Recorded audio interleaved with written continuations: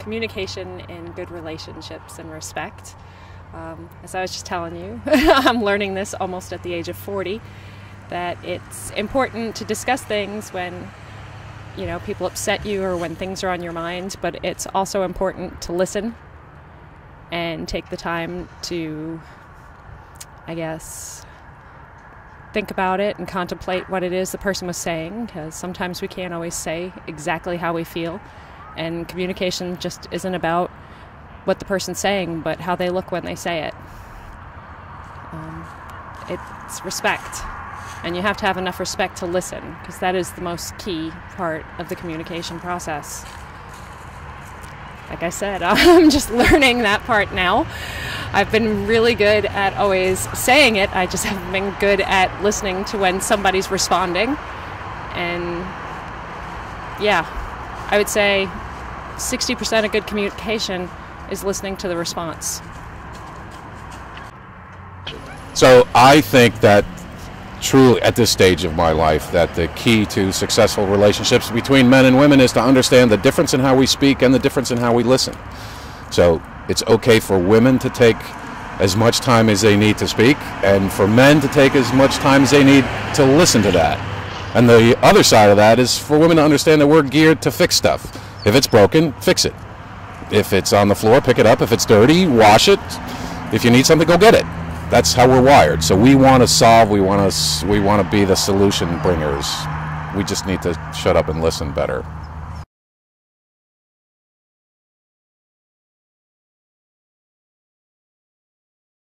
When a guy takes a woman out and he hide this persona like he's more than what he is, because when you start something, they say when you start something, you're always supposed to start what you finish. And the way you treat somebody, the way you came at them, that's what they're going to expect. That's what us ladies are going to expect.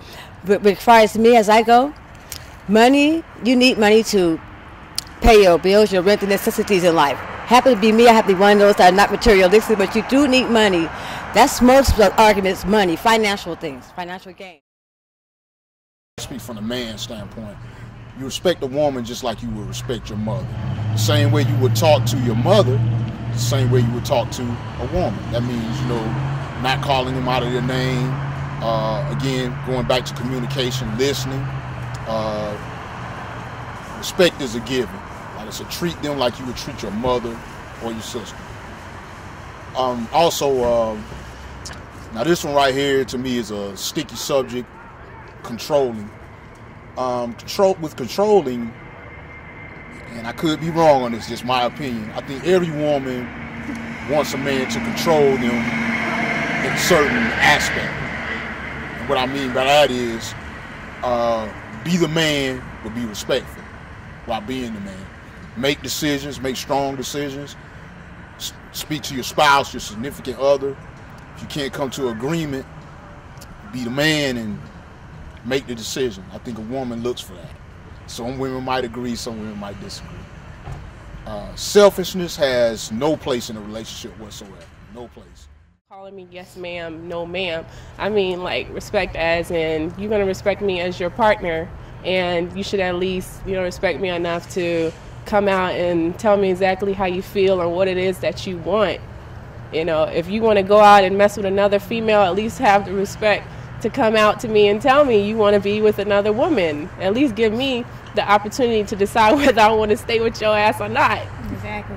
I mean, it's easier said than done, but I'd rather you come out and just say it. If you're not happy, you're not happy. Just come out and tell me, and we take it from there. Respect, to me, respect is if you're out in the street, or not even out in the street, if you're with your mom, treat me how you would treat your mother, you know, your sister, your aunt, your little cousin, your niece.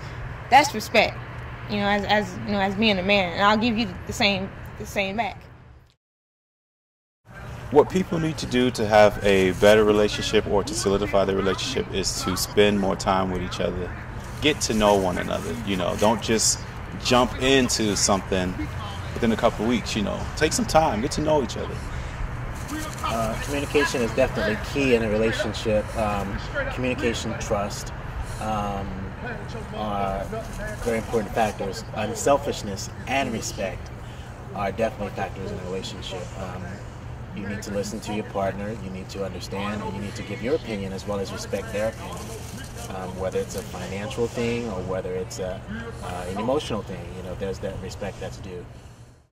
I've been in a situation where the guy was very controlling.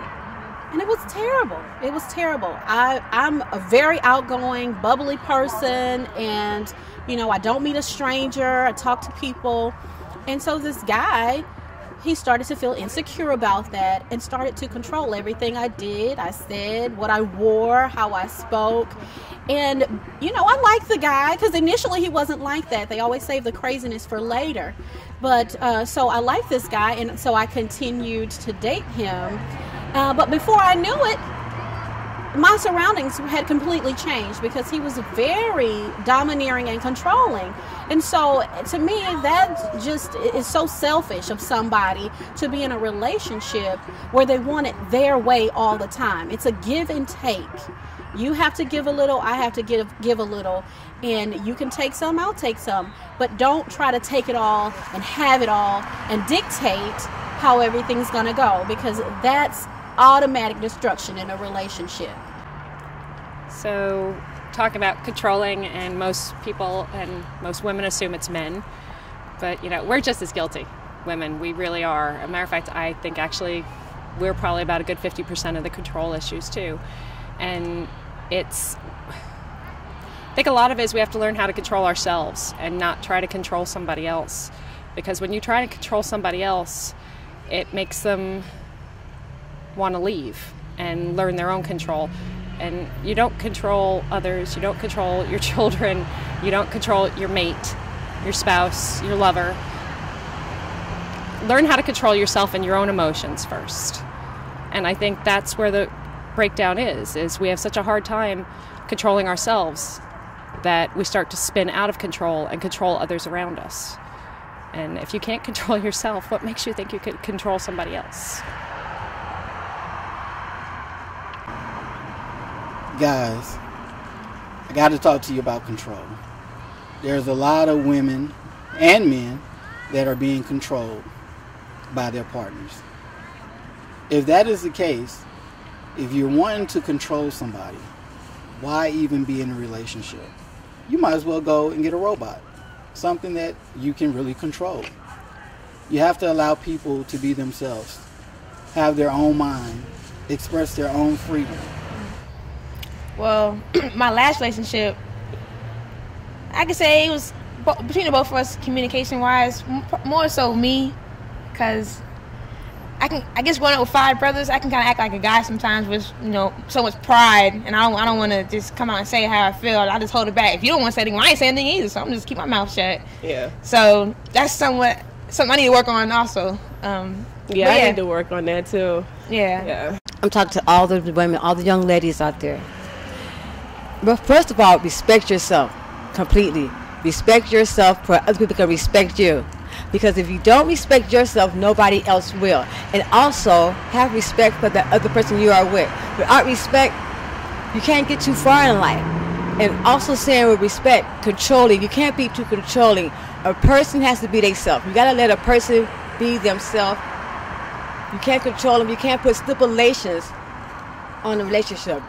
That controlling thing is too much. And selfishness is, don't let it be all about you all the time. It's not all about you. I ain't me. No.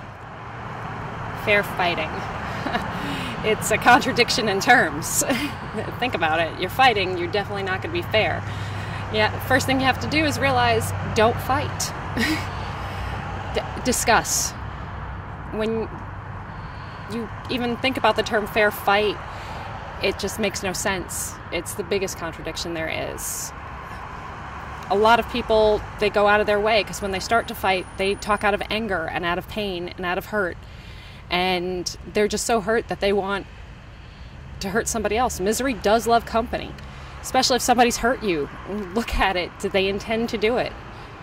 Say 80% of people in the world don't intend to hurt somebody on purpose.